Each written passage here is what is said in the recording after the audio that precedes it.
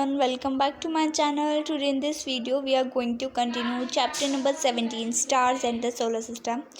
हमें the moon surface से continue करना है, तो चलिए स्टार्ट करते हैं. The moon is a fascinating object for poets and storytellers, but when astronaut landed on the moon, they found that the moon surface is dusty and barren. There are many craters of different sizes. It also has large number of steps and high mountains. Some of these are high as the highest mountains on the earth. अब क्या होता है कि जब जो astronauts हैं, इन्होंने जब मून पर लैंड किया तो उन्होंने देखा कि जो मून का सरफेस है बहुत ही डस्टी है और बहुत उबड़ खाबड़ है. उन्होंने बहुत सारे इस पे पहाड़ देखे, बहुत सारे क्रेटर्स देखे अलग अलग साइज़ के, और यहाँ पर बहुत ऊंचे ऊंचे माउंटेन्स है. कुछ माउंटेन्स जो अर्थ के ऊपर जो माउंटेन्स है उससे भी बड़े बड़े कुछ माउंटेन्स है मून पर. The moon has no atmosphere. Moon पर एटमॉस्फेयर नहीं है, मतलब ब्लैंकेट ऑफ एयर नहीं है. It is no water. इसमें पानी भी नहीं. Can any life exist on the moon. क्या ऐसी लाइफ एग्जिस्ट है मून पर? बट अभी तो क्या हो रहा है कि कभी जैसे पानी हमें थोड़ा मिल रहा है, तो जब रिसर्च होती रहती है तो वो थोड़ा थोड़ा करके हो रहा है और साइंटिस्ट इस पर रिसर्च कर रहे हैं. वी लर्नड इन इससे पहले, can we hear any sound on the moon. क्या हम कोई भी साउंड मून पर हेयर कर सकते हैं, सुन सकते हैं. We learn in chapter 13 than sound can not travel when there is no medium. हमने चैप्टर 13 में ये पढ़ा है कि अगर कोई मीडियम नहीं है तो साउंड ट्रैवल नहीं करेगी. साउंड को ट्रैवल अगर करना है, साउंड अगर ट्रैवल कर रही है, मान लो ये पाथ है साउंड का, तो साउंड अगर ट्रैवल कर रही है तो उसे मीडियम चाहिए ना. तो इसीलिए इसमें कहा गया है कि हमें मून पर साउंड विजिबल नहीं हो, मतलब मून पर हम साउंड को हेयर नहीं कर पाएंगे. Did you know, on July 21, 1969, Indian time, the American astronaut Neil Armstrong landed on the moon for the first time. He was followed by Edwin Aldrin. On July, अब यहाँ पर Indian time लिखा है क्योंकि हर जगह टाइम अलग अलग होता है ना, तो इंडियन टाइम मतलब इंडिया के अकॉर्डिंग 21 जुलाई 1969 को अमेरिकन एस्ट्रोनॉट जो नील आर्मस्ट्रॉन्ग थे, उन्होंने मून पर फर्स्ट टाइम लैंड किया था. और उन्होंने किसको फॉलो किया था, मतलब he was followed by Edwin Aldrin. और उनको नील आर्मस्ट्रॉन्ग को किन्होंने फॉलो किया था, एडविन एल्ड्रिन ने. अब पढ़ेंगे द स्टार्स के बारे में. What other objects do you see in the night sky. अब मून के अलावा और क्या हम नाइट स्काई में देखते हैं, स्टार्स को हम देखते हैं. There is a large number of stars in the sky. Observe carefully on a dark night and from a place away from a big city. हमने बहुत सारे स्टार्स देखे अपनी नाइट स्काई में. और all the stars equally bright. क्या सारे stars equally bright, equally चमकते हैं. Are they of the same colour. क्या वो सेम कलर के होते हैं. In fact stars emit light of their own. Stars की अपनी लाइट होती है. The sun is also a star. और सन भी एक स्टार ही है. Why does it appear also large compare to the other stars. लेकिन हम ये कहते हैं कि सन भी एक स्टार ही है, लेकिन बाकी स्टार से जो सन की शेप है वो बड़ी क्यों है. Which appear bigger. A football placed near you और a football placed at distance of 100 metre. तो आपको कौन सी बड़ी दिखेगी, जो हमारे पास है भाई, हमें तो वही बड़ी दिखेगी ना. इसीलिए हमें जो सन है वो बड़ा दिखता है. जो स्टार्स है वो हमसे ज़्यादा दूर है और कंपेयर टू सन, इसीलिए हमें सन बड़ा दिखता है. तो ये एक एग्जांपल अच्छा दिया था जिससे कि हमें ये क्लियर हो सके. The stars are millions of time farther away from the sun. Stars sun से भी बहुत ज़्यादा दूर है, मिलियंस ऑफ टाइम्स फार्दर है. Therefore the stars appear to us like points. इसीलिए हमें स्टार्स एक पॉइंट की तरह दिखते हैं. अब यहाँ पर कुछ इन्फॉर्मेशन दी, मतलब कि उनका डिस्टेंस दिया हुआ है, नियरेस्ट दिया हुआ है, ये आप पढ़ लेना. हम नेक्स्ट से देखते हैं. If light from the stars take to reach us, I wonder if we are looking into the past when we look at stars. I want to know why we do not see stars during the day, but are they not visible only at night.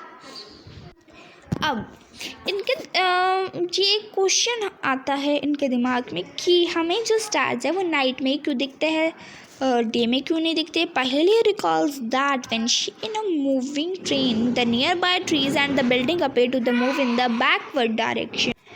If the star appeared to move from east to west, could it mean that the earth rotated from west to east?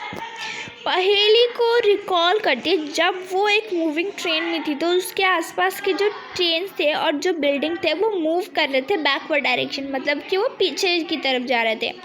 अगर stars ऐसा हमें लगता है कि stars east to west move कर रहे हैं, तो क्या जो अर्थ है वो वेस्ट टू ईस्ट रोटेट कर रही है? Now I understand why the sun appears to rise in the east and set in the west as earth rotate from the west to east on its axis. अब मुझे को समझ आया कि sun east to west rise क्यों करता है, क्योंकि earth west to east rotate करती है अपने एक्सिस पर, इसलिए हमें ऐसा दिखता है। My grand father told me that there is one star in the sky which does not move at all, how is it possible? मेरे ग्रैंड फादर ने बताया कि नाइट में एक ऐसा भी स्काई होता है जो मूव नहीं करता है, how is it possible? There is actually a star, the pole star. Actually में वो pole star होता है which is situated in the direction of the Earth's axis. It does not appear to move. जो कि north side में, ये तो सभी को ही पता होगा, नॉर्थ डायरेक्शन में हमें पोल स्टार दिखता है और ये मूव नहीं करता है। ठीक है, अब कॉन्स्टलेशंस के बारे में पढ़ते हैं। Look at the sky for some time, can you see some stars forming groups with the shapes like those in the figure 17.11। हमें इसमें कहा गया है कि जब हम नाइट में उस स्टार्स को अगर ऑब्जर्व करें तो कुछ स्टार्स हमें लगता है कि ये कुछ फिगर बना रहे हैं। ठीक है, तो the stars forming a group that has a recognizable shape is called a constellation. It means a group of stars that forming a figure or a shape called constellation. Constellation were devised by ancient people to be able to recognize stars in the sky. The shape of constellation resemble objects familiar to these peoples. Constellation में जो shape होती है stars की अलग अलग होती है। ठीक है, और इनको रिसेंबल, मतलब कि जो इनको रिसेंबल किया गया है ये पहले के जो हमारे एंसेस्टर्स थे उन्होंने किया है, तो ये सब चीज़ें यहीं से हमें पता चली है।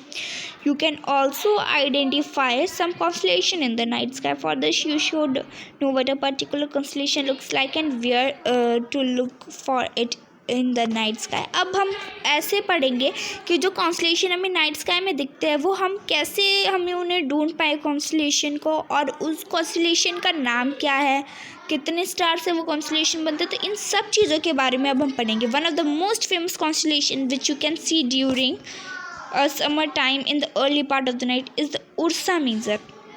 सबसे फेमस जो कॉन्स्टलेशन हमें दिखता है नाइट स्काई में वो है उर्सा मेजर, और Ursa Major is also known as Saptarishi, मतलब 7 स्टार्स का ग्रुप होता है उर्सा मेजर। यहाँ पर हमें देखो फिगर दी हुई है कॉन्स्टलेशंस की, ये देखो ये सारे हमारे कॉन्स्टलेशंस हैं। It is also known as the Big Dipper, the Great Bear or the Saptarishi. इसे Big Dipper, Great Bear और Saptarishi भी कहते हैं। There are 7 prominent stars in this constellation. इस constellation में 7 prominent stars होते हैं। It appears like a big ladle or a question mark. ये किसकी तरह दिखते हैं? एक big question mark की तरह। There are 3 stars in the handle of the ladle. जो इसका लीडल होता है, मतलब जहाँ से हम इसको पकड़ सकते हैं, यहाँ पर 3 स्टार्स होते हैं और 4 स्टार्स जो होते हैं वो इसके बॉल में होता है। In all ancient cultures very interesting mythological stories have been associated with the various constellation. और इन कॉन्स्टलेशन से बहुत ही अच्छी स्टोरीज बनी हुई है। Ursa Major Saptarishi has been associated with 7 well-known ancient Indian sages or rishis as shown in the figure below. ये ऋषियों के मतलब इंडियन सेजेस मतलब ऋषि, इन्होंने इसको एसोसिएट किया था।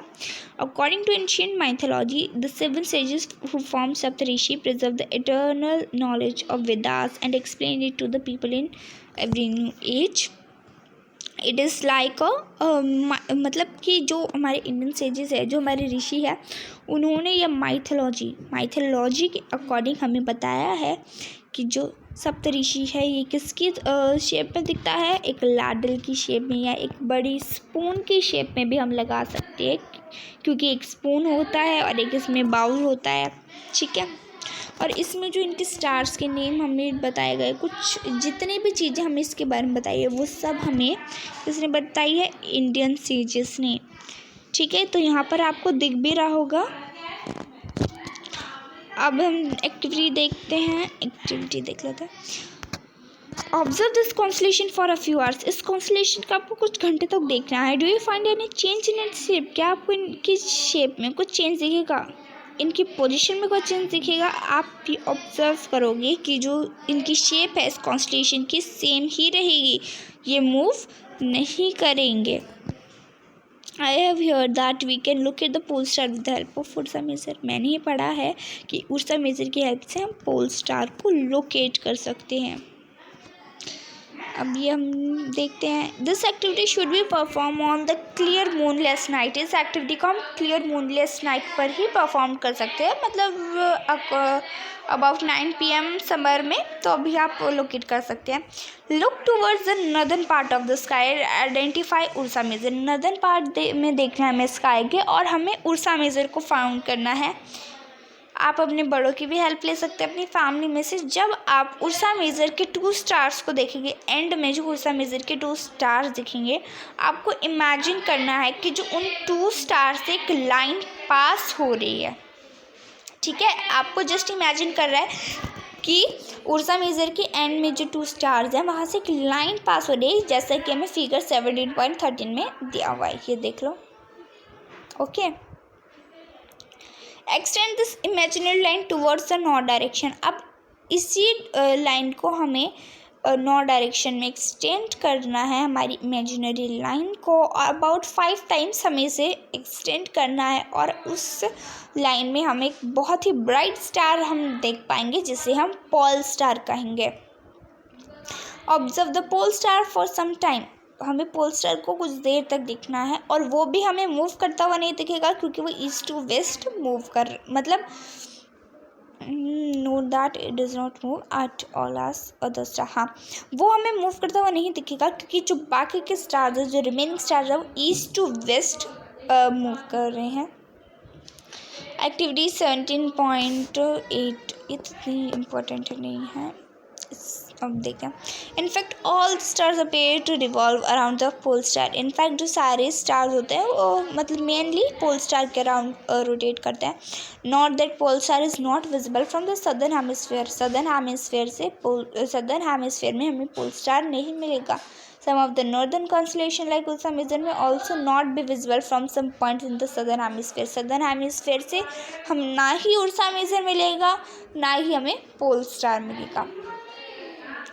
अब आगे से हम नेक्स्ट वीडियो में कवर करेंगे ओरियन की एक और कॉन्स्टलेशन के बारे में हमें बताया गया है, तो इस कॉन्स्टलेशन के बारे में हम नेक्स्ट वीडियो में डिस्कस करेंगे। Till then do like, share, comment and subscribe my YouTube channel and have a good day. Bye bye.